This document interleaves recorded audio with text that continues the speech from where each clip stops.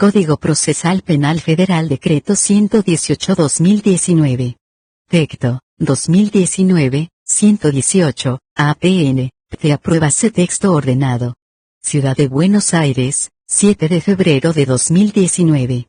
Visto el expediente número ex, 2018, 65.060.212, APN, DSG AISLIT, la Ley N grados 27.063 y su modificatoria, la Ley número 27.482, y considerando que por la Ley número 27.482 se introdujeron modificaciones al Código Procesal Penal de la Nación aprobado por el artículo 1 de la Ley número 27.063 y su modificatoria, que la entrada en vigencia del aludido código, según lo previsto en el artículo 3 de Ley número 27.063 y su modificatoria se producirá en la oportunidad que establezca la ley de implementación correspondiente y de acuerdo con lo dispuesto en el artículo 1 de la Ley número 27.150, texto sustituido por el artículo 1 del Decreto número 257 del 24 de diciembre de 2015. Será en forma progresiva y de conformidad con el cronograma de implementación que se apruebe de acuerdo con lo establecido en la redacción vigente del artículo 2 de la última ley mencionada, que mediante el citado artículo 1 de la Ley número 27.482 se sustituyó la denominación del mencionado cuerpo legal por la de Código Procesal Penal Federal, estableciéndose las adecuaciones legales correspondientes a la nueva denominación del referido ordenamiento adjetivo, que, asimismo, la aludida Ley N grados 27.482 efectuó una amplia y profunda reforma de su articulado mediante una extensa cantidad de sustituciones normativas y la incorporación de nuevas disposiciones al ordenamiento legal procesal penal. Tales innovaciones se integraron al texto preexistente mediante artículos y, en su caso, por medio de distintos agrupamientos de normas insertados sin modificar la numeración original, e individualizados con el uso de adverbios numerales romanos. Que entre las modificaciones efectuadas por la citada Ley número 27.482 se dispuso la incorporación al Código aprobado por el artículo 1 de la Ley número 27.063 y su modificatoria, de los títulos que a continuación se reseñan. Título B chica y técnicas especiales de investigación, artículos 175 bis a 175 coatercies, en el libro cuarto de la primera parte título 7 acuerdos de colaboración, artículos 175 quinques decies a 175 octies licies, en el libro cuarto de la primera parte, título B chica proceso penal juvenil, artículo 296, dentro del libro segundo de la segunda parte, y título B chica y procesos contra personas jurídicas, artículos 296 bis a 296 septies, dentro del libro segundo de la segunda parte. Que, asimismo, los artículos 42 y 47, respectivamente, de la referida Ley N grados 27.482 sustituyeron las denominaciones del título y del libro segundo de la segunda parte del Código Procesal aludido, por la de procesos de acción privada, y del título 3 del libro segundo de la segunda parte del mismo ordenamiento, por el denominado procedimiento en flagrancia, artículos 292 bis a 292 septies. Que el artículo 67 de la Ley número 27.482 establece que el Poder Ejecutivo Nacional confeccionará y aprobará un texto ordenado del Código Procesal Penal Federal, sin introducir ninguna modificación en su contenido, salvo lo indispensable para su renumeración. Que el Ministerio de Justicia y Derechos Humanos ha procedido a la elaboración del texto ordenado del citado ordenamiento procesal, cuyos términos se exponen en el anexo que forma parte del presente decreto. Que la Dirección General de Asuntos Jurídicos del Ministerio de Justicia y Derechos Humanos, ha tomado la intervención de su competencia.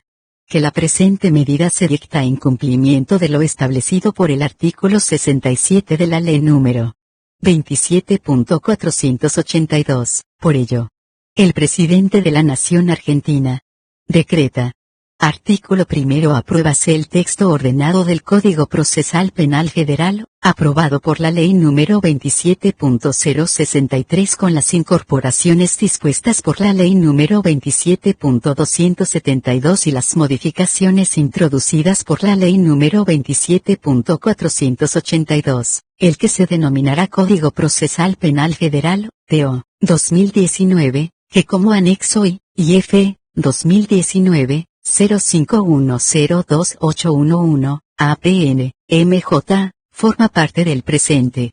Artículo segundo. Comuníquese a la Comisión Bicameral de Monitoreo e Implementación del Código Procesal Penal Federal creada en el ámbito del Honorable Congreso de la Nación por el artículo séptimo de la Ley número 27.063, sustituido por el artículo tercero de la Ley número 27.482.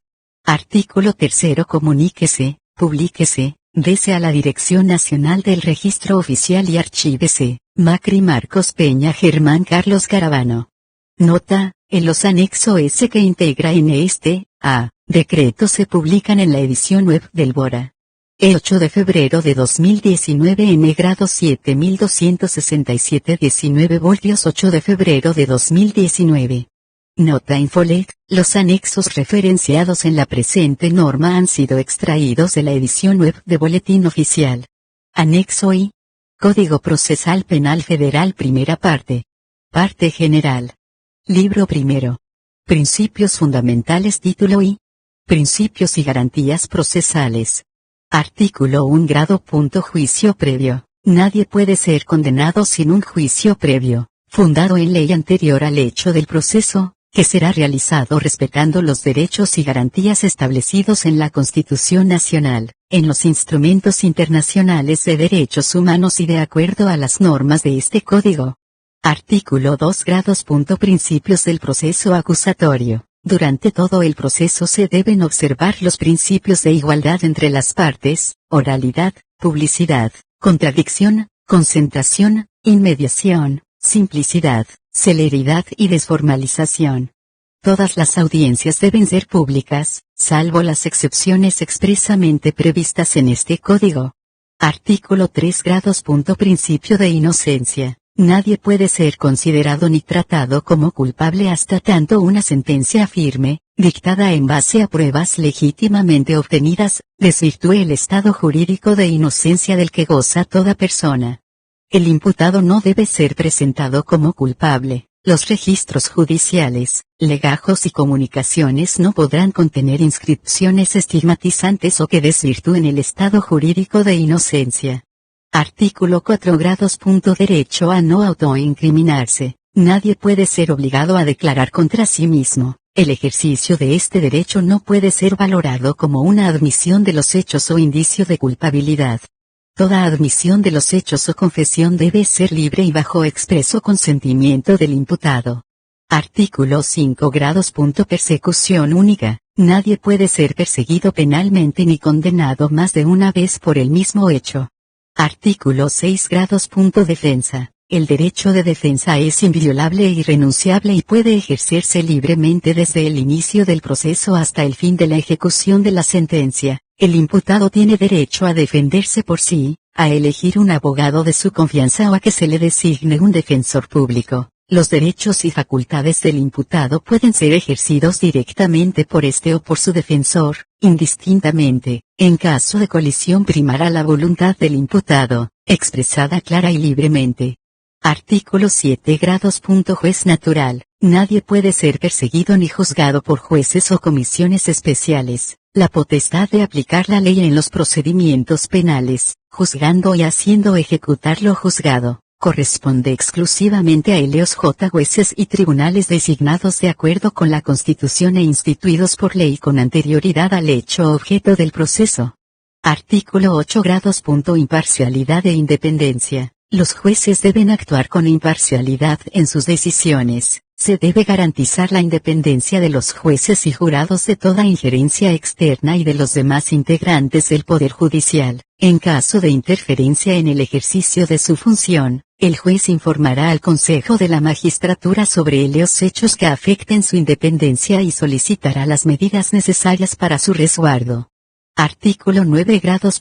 Separación de funciones. Los representantes del Ministerio Público Fiscal no pueden realizar actos propiamente jurisdiccionales y los jueces no pueden realizar actos de investigación o que impliquen el impulso de la persecución penal. La delegación de funciones jurisdiccionales en funcionarios o empleados subalternos tornará inválidas las actuaciones realizadas y será considerada causal de mal desempeño de las funciones a los efectos del proceso de remoción de magistrados de conformidad con los artículos 53 y 115 de la Constitución Nacional.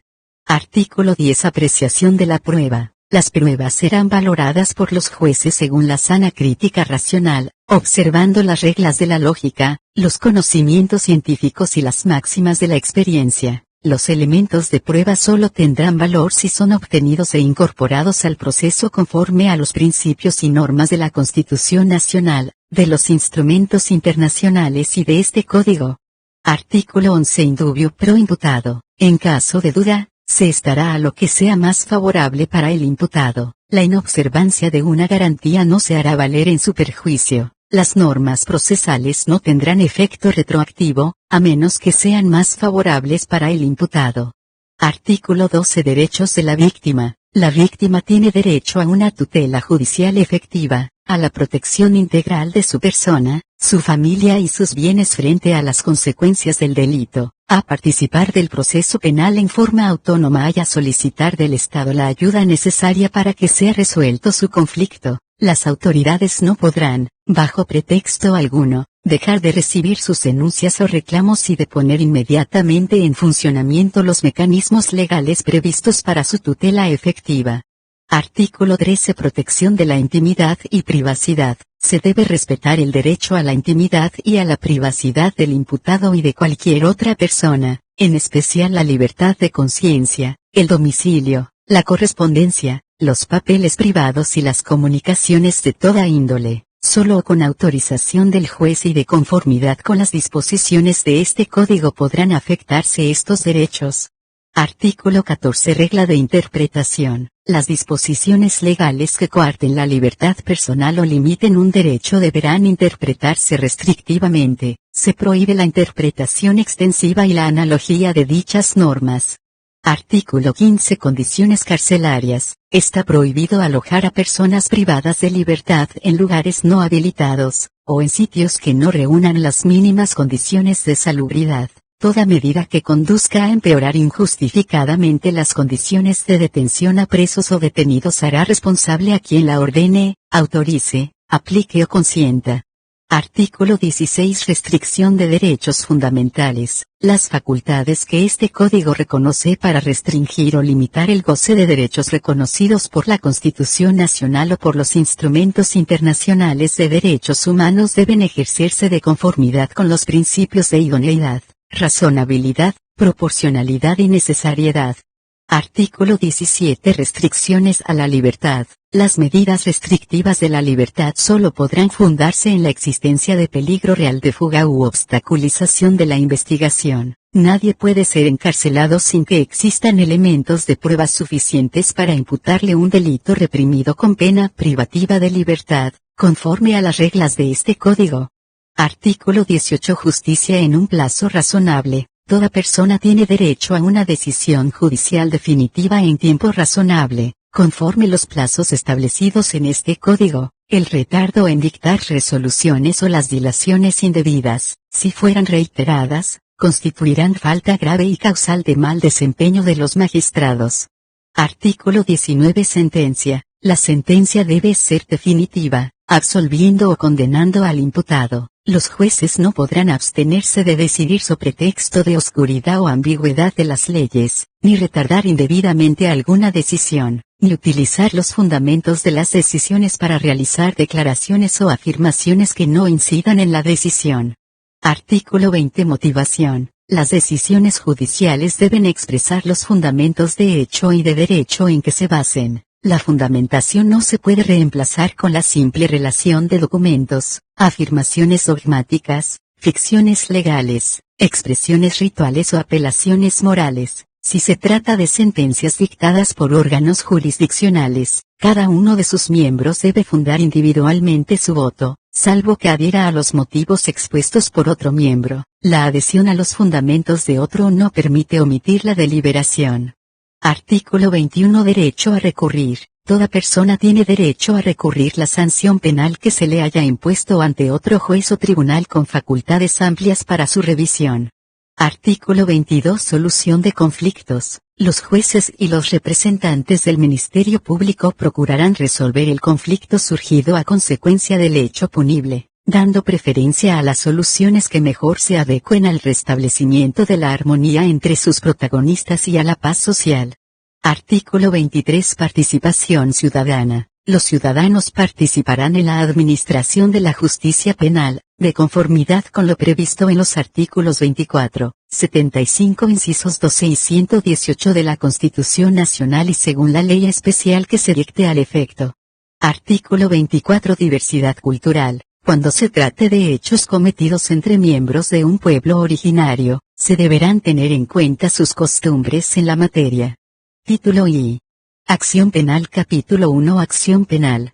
Sección primera. Reglas generales.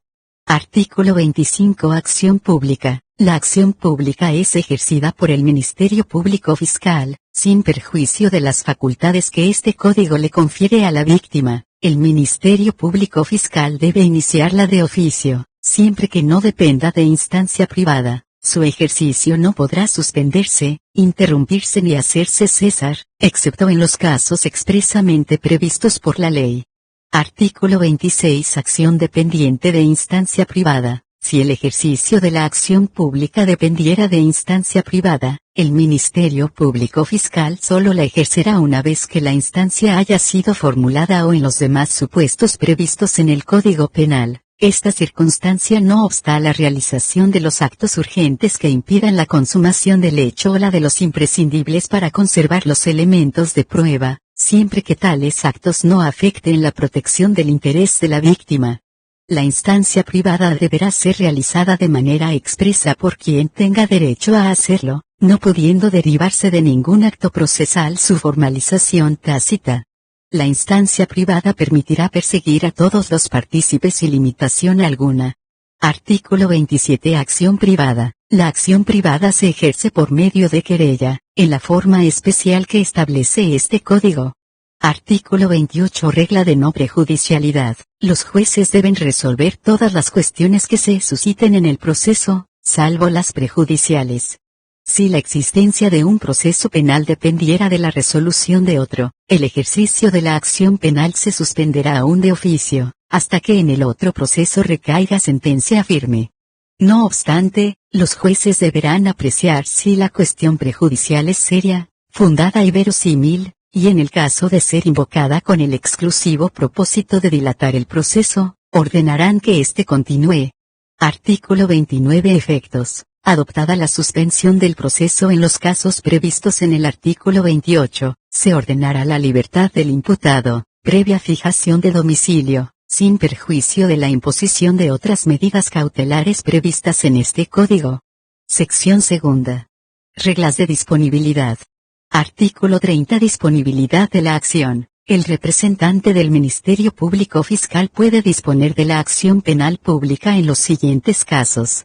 A. Criterios de oportunidad. B. Conversión de la acción. C. Conciliación. D. Suspensión del proceso a prueba. No puede prescindir ni total ni parcialmente del ejercicio de la acción penal si el imputado fuera funcionario público y se le atribuyera un delito cometido en el ejercicio o en razón de su cargo, o cuando apareciere como un episodio dentro de un contexto de violencia doméstica o motivada en razones discriminatorias. Tampoco podrá en los supuestos que resulten incompatibles con previsiones de instrumentos internacionales, leyes o instrucciones generales del Ministerio Público Fiscal fundadas en criterios de política criminal. Artículo 31. Criterios de oportunidad. Los representantes del Ministerio Público Fiscal podrán prescindir total o parcialmente del ejercicio de la acción penal pública o limitarla a alguna de las personas que intervinieron en el hecho en los casos siguientes. A. Si se tratara de un hecho que por su insignificancia no afectara gravemente el interés público. B. Si la intervención del imputado se estimara de menor relevancia, y pudiera corresponder pena de multa, inhabilitación o condena condicional. C. Si el imputado hubiera sufrido a consecuencia del hecho un daño físico o moral grave que tornara innecesaria y desproporcionada la aplicación de una pena. D. Si la pena que pudiera imponerse por el hecho careciera de importancia en consideración a la sanción ya impuesta, o a la que deba esperarse por los restantes hechos investigados en el mismo u otro proceso, o a la que se impuso o se le impondría en un procedimiento tramitado en el extranjero.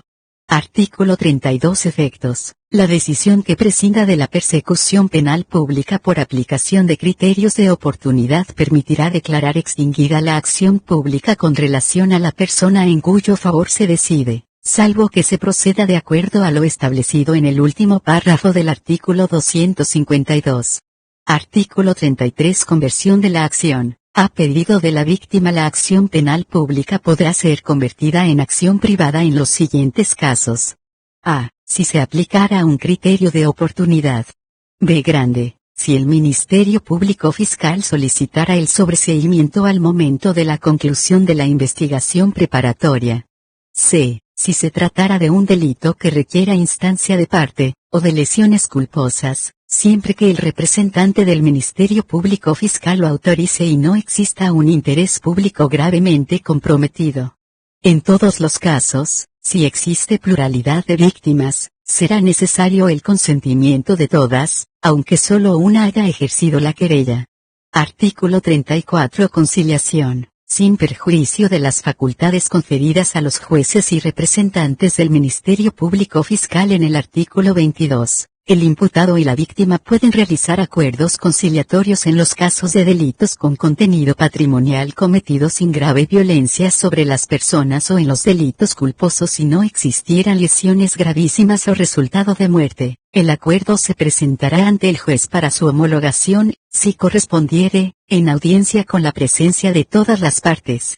La acreditación del cumplimiento del acuerdo extingue la acción penal. Hasta tanto no se acredite dicho cumplimiento, el legajo debe ser reservado. Ante el incumplimiento de lo acordado, la víctima o el representante del Ministerio Público Fiscal podrán solicitar la reapertura de la investigación. Artículo 35. Suspensión del proceso a prueba. La suspensión del proceso a prueba se aplicará en alguno de los siguientes casos. A. Cuando el delito prevea un máximo de pena de 3 años de prisión y el imputado no hubiere sido condenado a pena de prisión o hubieran transcurrido 5 años desde el vencimiento de la pena. B. Cuando las circunstancias del caso permitan dejar en suspenso el cumplimiento de la condena aplicable. C. Cuando proceda la aplicación de una pena no privativa de la libertad. En caso de tratarse de una persona extranjera, también podrá aplicarse cuando haya sido sorprendida en flagrancia de un delito, conforme el artículo 217 de este Código, que prevé pena privativa de la libertad cuyo mínimo no fuere superior a 3 años de prisión. La aplicación del trámite previsto en este artículo implicará la expulsión del territorio nacional, siempre que no vulnere el derecho de reunificación familiar.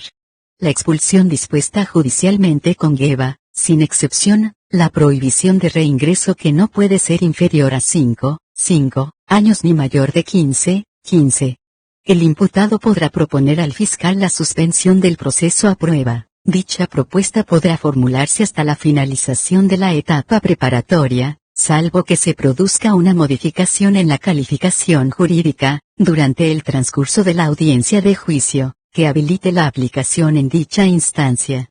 El acuerdo se hará por escrito, que llevará la firma del imputado y su defensor y del fiscal, y será presentado ante el juez que evaluará las reglas de conducta aplicables en audiencia. Se celebrará una audiencia a la que se citará a las partes y a la víctima, quienes debatirán sobre las reglas de conducta a imponer. El control del cumplimiento de las reglas de conducta para la suspensión del proceso a prueba estará a cargo de una oficina judicial específica, que dejará constancia en forma periódica sobre su cumplimiento y dará noticias a las partes de las circunstancias que pudieran originar una modificación o revocación del instituto. La víctima tiene derecho a ser informada respecto del cumplimiento de las reglas de conducta. Si el imputado incumpliere las condiciones establecidas, el representante del Ministerio Público Fiscal o la querella solicitarán al juez una audiencia para que las partes expongan sus fundamentos sobre la continuidad, modificación o revocación del juicio a prueba. En caso de revocación, el procedimiento continuará de acuerdo a las reglas generales. La suspensión del juicio a prueba también se revocará si el imputado fuera condenado por un delito cometido durante el plazo de suspensión. Los extranjeros en situación regular podrán solicitar la aplicación de una regla de conducta en el país. Sección tercera. Obstáculos fundados en privilegio constitucional. Artículo 36. Obstáculos fundados en privilegio constitucional. En los casos en que el representante del Ministerio Público Fiscal decida formalizar la investigación preparatoria en contra de un legislador, funcionario o magistrado sujeto a desafuero, remoción o juicio político, se debe proceder de conformidad con lo previsto en las leyes sancionadas a tales efectos. Sección cuarta. Excepciones. Artículo 37. Excepciones. Las partes podrán oponer las siguientes excepciones: a. Falta de jurisdicción o de competencia.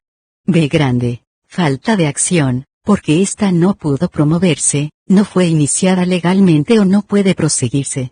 C. Extinción de la acción penal o civil. Si concurren dos o más excepciones, deberán interponerse conjuntamente. Artículo 38. Trámite. Las excepciones se deducirán oralmente en las audiencias. La parte que haya ofrecido prueba tendrá a su cargo su presentación. Los jueces resolverán únicamente con la prueba presentada en esa oportunidad. Artículo 39. Efectos. Si se declara la falta de acción, el caso se archivará, salvo que el proceso pueda proseguir respecto de otro imputado. Si se hace lugar a la falta de jurisdicción o de competencia, el juez remitirá las actuaciones al órgano jurisdiccional correspondiente. Si se declara la extinción de la persecución penal, se decretará el sobreseimiento o se rechazará la demanda, según corresponda. Capítulo 2. Acción civil. Artículo 40. Acción civil. La acción civil para la reparación o indemnización de los daños y perjuicios causados por el delito, solo puede ser ejercida por el perjudicado o sus herederos, en los límites de la cuota hereditaria, o por los representantes legales o mandatarios de ellos, contra el autor y los partícipes del delito. Artículo 41. Ejercicio. La acción civil puede ser ejercida en el procedimiento penal, conforme a las reglas establecidas por este Código. Artículo 42. Acción civil. Condiciones. Para ejercer la acción resarcitoria emergente del delito, su titular deberá constituirse como querellante y ejercerla contra el imputado juntamente con la acción penal. Libro segundo. La justicia penal y los sujetos procesales. Título y la justicia penal federal y nacional. Capítulo 1. Jurisdicción y competencia. Artículo 43. Jurisdicción. La jurisdicción penal se ejerce por órganos jurisdiccionales que instituyen la Constitución Nacional y las leyes que se dicten al respecto. Es improrrogable y se extiende a todos los casos en que resulta aplicable la legislación penal argentina. Artículo 44. Competencia. Extensión. La competencia territorial de los jueces de juicio no podrá ser objetada ni modificada de oficio una vez fijada la audiencia de debate. Los jueces con competencia para juzgar delitos más graves no pueden declararse incompetentes respecto del juzgamiento de delitos más leves si ello fuera advertido durante el juicio. Artículo 45. Reglas de competencia. Para determinar la competencia territorial de los jueces se observarán las siguientes reglas. A. El juez tendrá competencia sobre los delitos cometidos dentro del distrito judicial en que ejerza sus funciones. B. En caso de delito continuado o permanente, lo será el del distrito judicial en que cesó la continuación o la permanencia. C. En caso de duda o si el lugar del hecho fuera desconocido, será competente el juez que intervino primero. Artículo 46. Prelación. Varios procesos. Si a una persona se le imputaran dos o más delitos cuyo conocimiento corresponda a distintos jueces, los procedimientos tramitarán simultáneamente y se resolverán sin atender a ningún orden de prelación. Si el juzgamiento simultáneo afectare el derecho de defensa, tendrá prelación la justicia federal. Artículo 47. Competencia material. La Ley de Organización y Competencia de la Justicia Penal Federal y Nacional establecerá la competencia por materia, los distritos judiciales, los alcances de la jurisdicción federal y los de la jurisdicción nacional respecto de los delitos que no hayan sido aún transferidos a la justicia de la Ciudad Autónoma de Buenos Aires. Artículo 48. Incompetencia. En cualquier estado del proceso, salvo las excepciones previstas en este código, el juez que reconozca su incompetencia remitirá las actuaciones al que considere competente y pondrá a su disposición los detenidos. Si el juez que recibe las actuaciones no las acepta, las remitirá al juez con función de revisión que corresponda, para resolver el conflicto. Si existe conflicto con un tribunal local o nacional, se remitirá al tribunal que corresponda según los acuerdos de cooperación judicial que celebre el Consejo de la Magistratura. En caso de no existir convenio, se remitirá la cuestión a la Corte Suprema de Justicia de la Nación. Artículo 49. Efectos. El planteo de una cuestión de competencia no suspenderá la etapa preparatoria ni el trámite de la audiencia de control de la acusación, pero sí las decisiones finales. La declaración de incompetencia territorial no producirá la invalidez de los actos de la investigación preparatoria ya cumplidos. Artículo 50. Competencia durante la investigación. Cuando el Ministerio Público Fiscal investigue en forma conjunta delitos cometidos en distintos distritos judiciales, entenderá el juez del distrito correspondiente al hecho más grave o donde se desarrolla la investigación principal, salvo si el imputado se opusiera porque se dificultase el ejercicio de la defensa o se produjera retardo procesal. Artículo 51. Unión y separación de juicios. Los juicios se realizarán en el distrito judicial donde se produjeron los hechos. No obstante, las partes podrán solicitar su unificación y el juez decidirá la realización separada o conjunta, según convenga por la naturaleza de los casos, para evitar el retardo procesal o para facilitar el ejercicio de la defensa. Capítulo 2. Órganos jurisdiccionales competentes. Artículo 52. Órganos jurisdiccionales. Son órganos jurisdiccionales, en los casos y formas que las leyes determinan. A. Los jueces con funciones de revisión. B. Grande. Los jueces con funciones de juicio. C. Los tribunales de jurados. D. Los jueces con funciones de garantías. E. Los jueces con funciones de ejecución. Artículo 53. Jueces con funciones de revisión. Los jueces con funciones de revisión serán competentes para conocer: a. En la sustanciación y resolución de las impugnaciones, de acuerdo con las normas de este código. B. Grande. En los conflictos de competencia de los jueces con funciones de garantías, revisión y ejecución. C. En el procedimiento de excusación o recusación de los jueces con funciones de garantía, de revisión y ejecución. D. En las quejas por retardo de justicia o por impugnación denegada.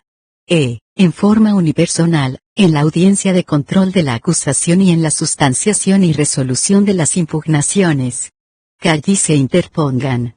F. En las impugnaciones interpuestas contra las decisiones de los jueces con funciones de ejecución. G. En los casos del artículo 330.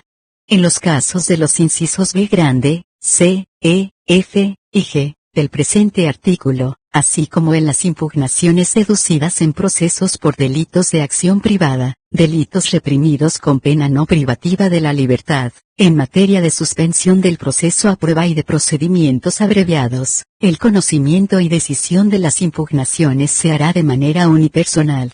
Artículo 54. Jueces de revisión con funciones de casación. Los jueces con funciones de casación serán competentes para conocer: a. En la sustanciación y resolución de las impugnaciones interpuestas contra las decisiones judiciales adoptadas por los tribunales federales de juicio de cada distrito y de los tribunales federales de juicio en lo penal económico, de acuerdo con las normas de este código. B. Grande. En los conflictos de competencia entre los tribunales federales de juicio de cada distrito y de los tribunales federales de juicio en lo penal económico. C. En el procedimiento de excusación o recusación de los jueces de los tribunales federales de juicio de cada distrito y de los tribunales federales de juicio en lo penal económico. D. En las quejas por retardo de justicia o por impugnación denegada interpuestas contra los tribunales federales de juicio de cada distrito y de los tribunales federales de juicio en lo penal económico.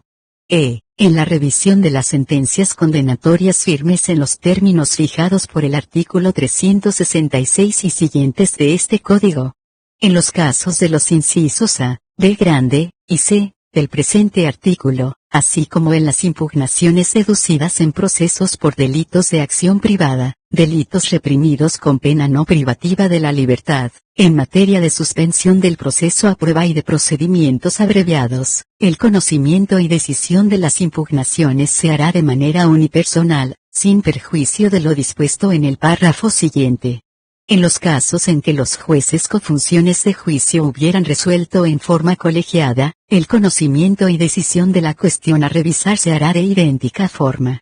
Artículo 55. Integración del Tribunal de Juicio. El Tribunal de Juicio se integrará, a, con 1 juez si se tratare de 1. Delitos reprimidos con pena no privativa de la libertad, 2. Delitos cuya pena máxima privativa de la libertad en abstracto no exceda de 6 años. 3. Delitos cuya pena máxima privativa de la libertad en abstracto supere los 6 años y no exceda de 15 años o, en caso de concurso de delitos, ninguno de ellos se encuentre reprimido con pena privativa de la libertad que supere dicho monto, salvo cuando el imputado y su defensor requirieran la integración colegiada. Esta opción podrá ser ejercida durante la audiencia de control de la acusación. A. Con 3 jueces si se tratare de 1. Delitos cuya pena máxima privativa de la libertad en abstracto supere los 15 años. 2. Delitos cometidos por funcionarios públicos en ejercicio u ocasión de sus funciones. En caso de existir dos o más imputados con pluralidad de defensores, la elección realizada por uno de ellos del juzgamiento colegiado obligará en igual sentido a los restantes. Artículo 56. Jueces con funciones de garantías. Los jueces con funciones de garantías serán competentes para conocer a. En el control de la investigación y de todas las decisiones jurisdiccionales que se deban tomar durante la etapa preparatoria.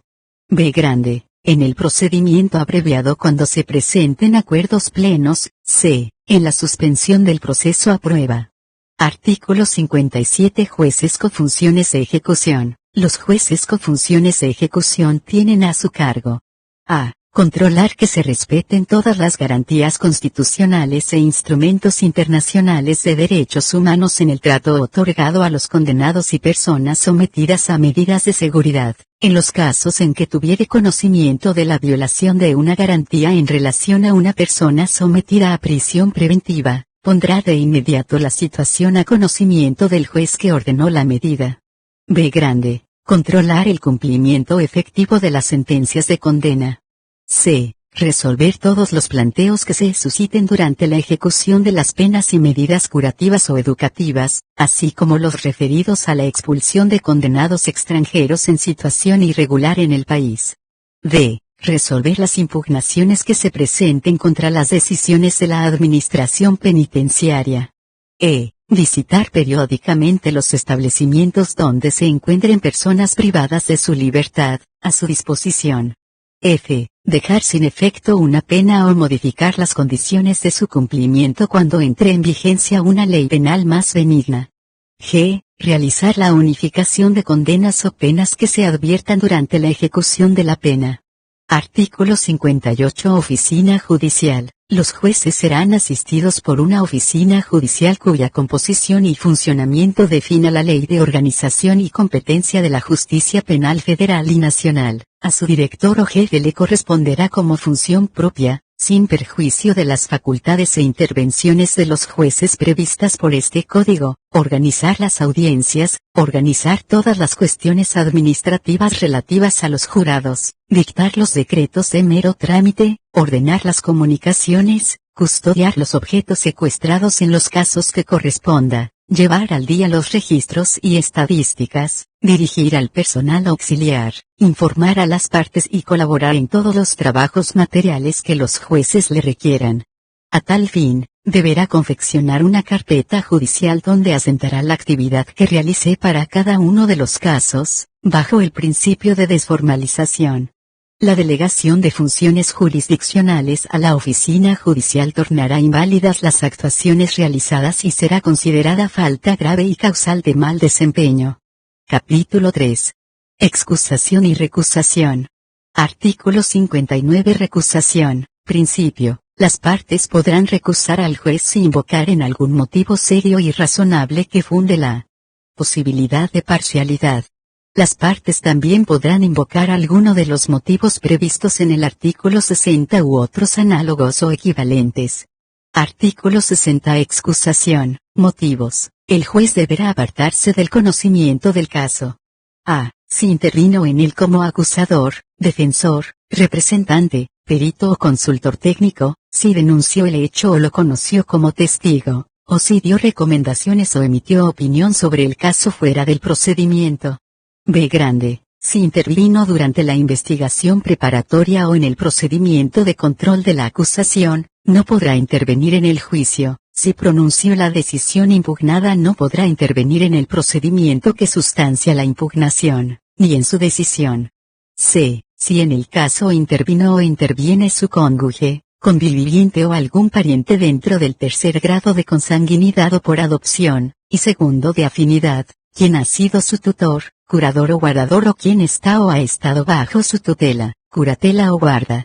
D. Si él o alguna de las personas mencionadas en el inciso C, estuvieren interesados en el caso o tuvieren juicio pendiente, comunidad o sociedad con alguno de los interesados, salvo que se tratare de una sociedad anónima cuyas acciones coticen en el mercado de valores.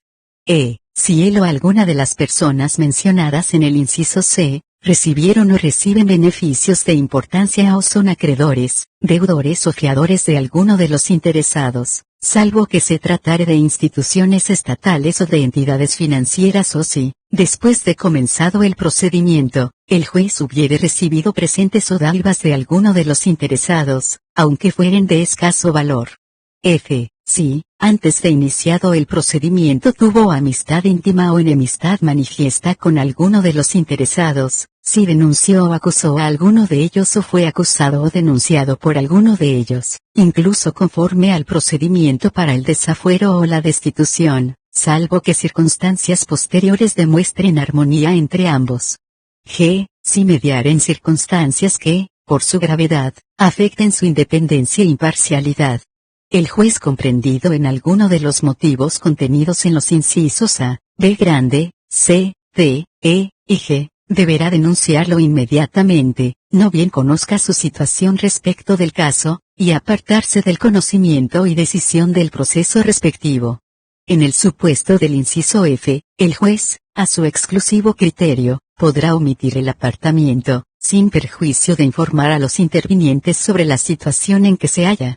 Artículo 61. Trámite de la excusación. El juez que se excuse remitirá las actuaciones de excusación, por resolución fundada, a quien deba reemplazarlo. Este tomará conocimiento de los antecedentes de manera inmediata y dispondrá el trámite a seguir, sin perjuicio de remitir los antecedentes al juez con funciones de revisión. Si estima que la excusa no tiene fundamento, la cuestión será resuelta sin más trámite. Artículo 62. Trámite de la recusación. Al formularse la recusación se indicarán por escrito, bajo pena de inadmisibilidad, los motivos y los elementos de prueba pertinentes. La recusación deberá formularse dentro de los 3 días de conocerse los motivos en que se funda, salvo que se advierta durante las audiencias, en cuyo caso deberá plantearse en ese mismo acto. El planteo será sustanciado y resuelto en audiencia. La resolución de la excusación referida en los artículos precedentes, no impedirá el trámite de la recusación por el mismo motivo. Si el juez admite la recusación, aplicará el procedimiento previsto para la excusación. En caso contrario, remitirá el escrito de recusación y lo resuelto al juez con funciones de revisión, quien deberá resolver la cuestión dentro de las 72 horas. Artículo 63. Efectos. Producida la excusación o aceptada la recusación, El juez excusado o recusado no podrá realizar en el proceso ningún acto, aunque posteriormente desaparezcan los motivos que determinaron aquellas. La intervención de los nuevos jueces será definitiva. Incurrirá en falta grave y causal de mal desempeño el juez que omitiera apartarse cuando existiera un motivo para hacerlo o lo hiciera con notoria falta de fundamento, sin perjuicio de la aplicación del artículo 129 si correspondiere de acuerdo a las circunstancias en que tuvieren lugar las conductas referidas. La presentación de recusaciones manifiestamente infundadas o dilatorias será considerada una falta profesional grave, que se comunicará de inmediato al superior jerárquico o al colegio de abogados que correspondiere. Título y el imputado. Capítulo Normas Generales. Artículo 64 Denominación. Se denomina imputado a la persona a la que se le atribuye la autoría o participación de un delito de acuerdo con las normas de este código. Artículo 65 Derechos del imputado. A todo imputado se le asegurarán las garantías necesarias para su defensa, a cuyo fin las autoridades intervinientes le informarán los siguientes derechos. A ser informado de las razones de su aprehensión o detención, la autoridad que la ha ordenado, entregándole si la hubiere copia de la orden judicial emitida en su contra, y el de ser conducido ante un juez, sin demora, para que decida sobre la legalidad de aquella. B. A pedir que su aprehensión o detención sea comunicada en forma inmediata a un pariente o persona de su confianza, asociación o entidad. Si el imputado ejerciere este derecho, se dejará constancia de la producción del aviso y del resultado obtenido. Si el aprehendido o detenido fuese extranjero, se le informará que puede pedir que su situación sea comunicada al representante diplomático del estado de su nacionalidad, a quien también se le hará saber, si correspondiere, su interés en ser entrevistado. C. Guardar silencio, sin que ello pueda ser valorado como una admisión de los hechos o como indicio de culpabilidad. D. A ser asistido desde el primer acto del procedimiento por el defensor de su elección o por uno propuesto por una persona de su confianza, o en su defecto, por un defensor público. E. A entrevistarse con su defensor en forma libre, privada y confidencial, en particular en la oportunidad previa a la realización de cualquier acto que requiera su intervención. F. A prestar declaración, si así lo deseara y se encuentra detenido, dentro de las 72 horas de efectivizada la medida. G. A presentarse ante el representante del Ministerio Público Fiscal o el juez, para que se le informe y escuche sobre los hechos que se le imputan. H. A declarar cuantas veces quiera, con la presencia de su defensor, lo que se le hará saber cada vez que manifieste su deseo de hacerlo. I. A no ser sometido a técnicas o métodos que induzcan o alteren su libre voluntad o a medidas contrarias a su dignidad. J. A que no se empleen medios que impidan el libre movimiento de su persona en el lugar y durante la realización de un acto procesal, sin perjuicio de las medidas de vigilancia que en casos especiales y a su prudente arbitrio el juez o el representante del Ministerio Público Fiscal consideren necesarias. K. A acceder a toda la información disponible desde el momento en que tenga noticia de la existencia del proceso, según las previsiones de este código. En todos los casos se dejará constancia fehaciente del cumplimiento del deber de información establecido en este artículo. Artículo 66 Identificación y domicilio. Desde el primer acto en que intervenga el imputado será identificado por sus datos personales, señas particulares e impresiones digitales, por medio de la oficina técnica respectiva. Si ello no fuere posible, se procederá a su identificación por testigos en la forma prevista para los reconocimientos y por los otros medios que se juzguen oportunos. La duda sobre los datos obtenidos no alterará el curso del procedimiento y los errores sobre ellos podrán ser corregidos en cualquier oportunidad. En su primera intervención, el imputado deberá denunciar su domicilio real y fijar su domicilio procesal. Posteriormente mantendrá actualizados esos datos. Artículo 67 Presunta inimputabilidad en el momento del hecho. Si se presumiere que el imputado, en el momento de cometer el hecho, padecía alguna alteración mental que le impidiera comprender la criminalidad del acto o dirigir sus acciones, sus derechos de parte serán ejercidos por el defensor particular o, en su defecto, por el defensor público, con los apoyos y ajustes razonables que fueran necesarios, con comunicación al curador, si lo hubiere. Si el imputado fuere menor de 18 años de edad, sus derechos de parte podrán ser ejercidos también por sus padres o tutor, ello sin perjuicio de la intervención que prevea la ley orgánica del Ministerio Público. En caso que se dictara el sobreseimiento por inimputabilidad, se deberán analizar en forma previa las causales en el orden dispuesto en el artículo 269. Si correspondiere, se dará intervención a la justicia civil a fin de que, en caso de ser necesario, se resuelva sobre las medidas de protección de derechos que correspondan de acuerdo a la legislación específica en salud mental. Artículo 68. Padecimiento mental sobreviniente. Si durante el proceso sobreviniere un padecimiento mental que restringiere la capacidad del imputado, el juez establecerá los apoyos y los ajustes razonables que sean necesarios, incluyendo el establecimiento de plazos especiales para el desarrollo del proceso, según el momento en que se produzca, sin perjuicio de que se lleven a cabo los actos para la averiguación del hecho que no requieran su presencia o se prosiga aquel contra los demás imputados. Se comunicará al juez en lo civil y al defensor particular o, en su defecto, al defensor público, la situación del imputado, a fin de que, en caso de ser necesario, se resuelva sobre las medidas de protección de derechos que correspondan de acuerdo a la legislación específica. Artículo 69. Rebeldía. Será declarado en rebeldía el imputado que no comparezca a una citación sin justificación, se fugue del establecimiento o lugar donde esté detenido, desobedezca una orden de detención o sea ausente del domicilio denunciado sin justificación. La declaración de rebeldía y la orden de detención, en su caso, serán expedidas por el juez, a solicitud del representante del Ministerio Público Fiscal. La declaración de rebeldía no suspenderá la investigación ni las resoluciones que deban dictarse hasta la presentación de la acusación.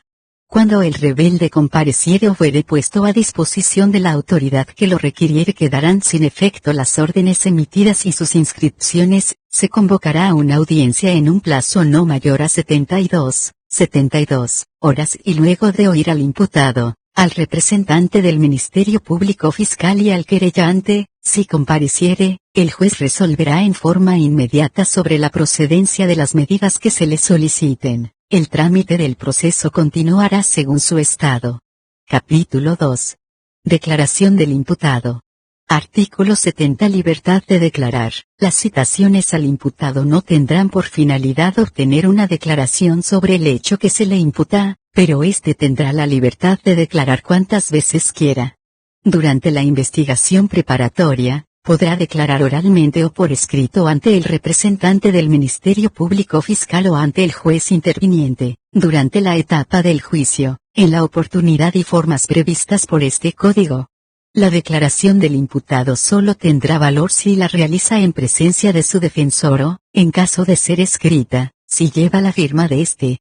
Si la declaración del imputado se desarrolla oralmente ante el representante del Ministerio Público Fiscal, sobre ella se labrará un acta que reproducirá, del modo más fiel posible, todo lo que suceda en el acto respectivo y las respuestas o declaraciones del imputado con sus propias palabras. En este caso, el acto finalizará con la lectura y la firma del acta por todos los intervinientes. Si el imputado rehusar suscribir el acta, se expresará el motivo.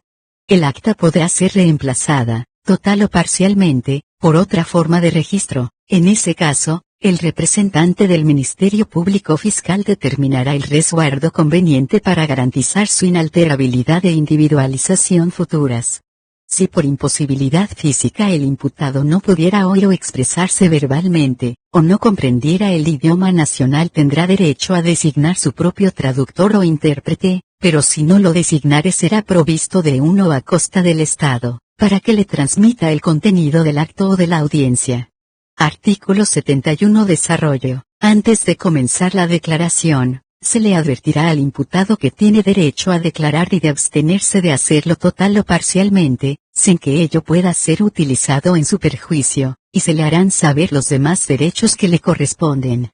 Luego se le informará el hecho que se le atribuye en forma clara, precisa y circunstanciada, el contenido de toda la prueba existente, que se pondrá a su disposición junto con todas las actuaciones reunidas, y la descripción de la calificación jurídica provisional aplicable. Inmediatamente el imputado podrá declarar cuanto tenga por conveniente sobre el hecho que se le atribuye e indicará los medios de prueba de descargo. Las partes podrán dirigir al imputado las preguntas que estimen convenientes.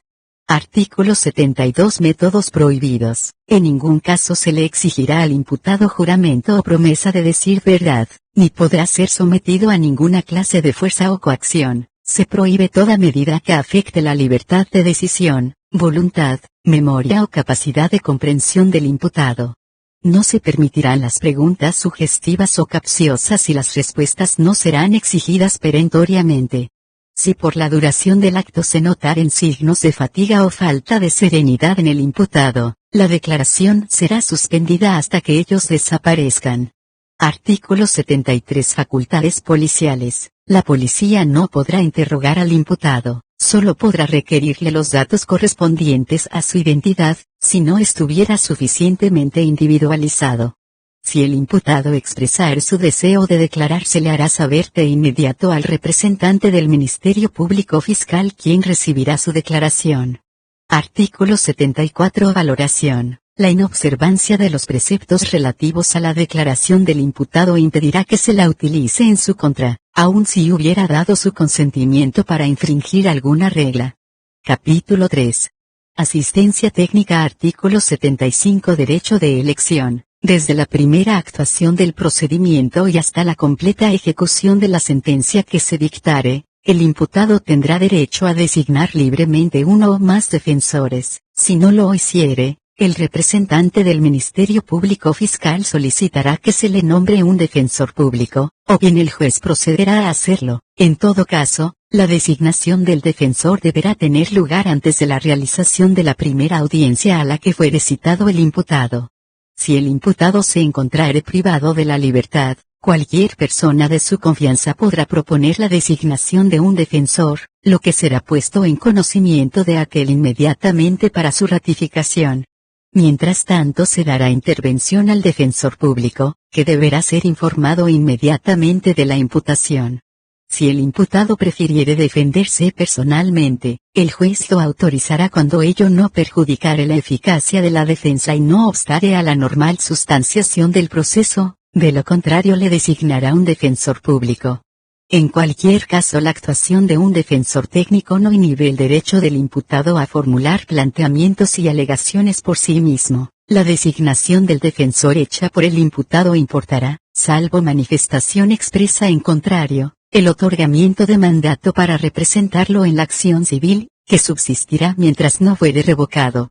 Artículo 76. Nombramiento. El nombramiento del defensor no estará sujeto a ninguna formalidad. El imputado podrá designar los defensores que considere convenientes, pero no será defendido simultáneamente por más de dos en las audiencias orales o en un mismo acto. Si intervinieran varios defensores, la comunicación practicada a uno de ellos tendrá validez respecto de todos. En todos los casos el defensor tendrá derecho a conocer las actuaciones realizadas, antes de la aceptación del cargo, salvo los supuestos en los que proceda la reserva del legajo. Una vez aceptado el cargo deberá constituir domicilio.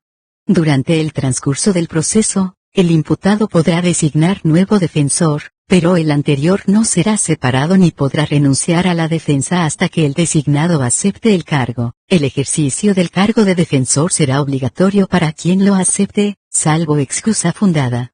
Para el ejercicio de sus funciones, los defensores serán admitidos de inmediato y sin ningún trámite, por la policía o fuerza de seguridad interviniente, el representante del Ministerio Público Fiscal o el juez, según el caso.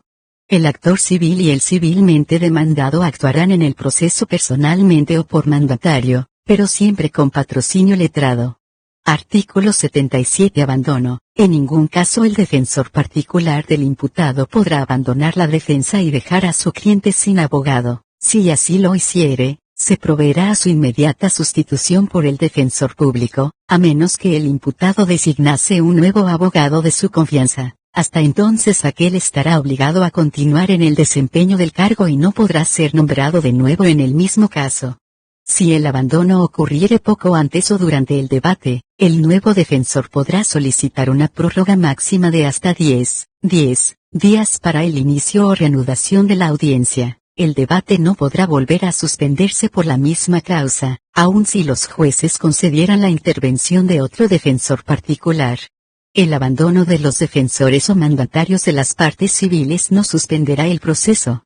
Artículo 78. Sanciones. El abandono de la defensa, la renuncia intempestiva y la falta de expresión de intereses contrapuestos entre más de un asistido constituirá una falta grave, que será comunicada de inmediato al Colegio de Abogados.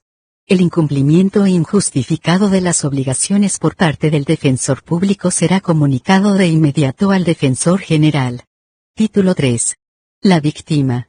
Capítulo 1. Derechos fundamentales.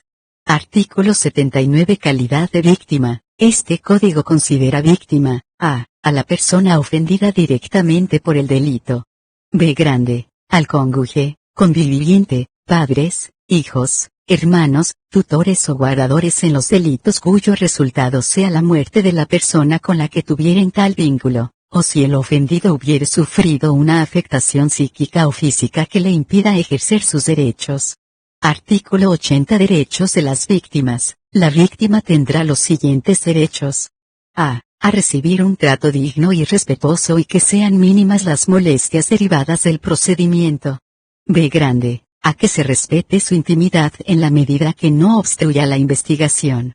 C. A requerir medidas de protección para su seguridad, la de sus familiares y la de los testigos que declaren en su interés, a través de los órganos competentes, y a ser asistida en forma especializada con el objeto de propender a su recuperación psíquica, física y social. D. A intervenir en el procedimiento penal, conforme a lo establecido por este código. E. A ser informada de los resultados del procedimiento. F. A examinar documentos y actuaciones, y a ser informada verbalmente sobre el estado del proceso y la situación del imputado. G. A aportar información durante la investigación.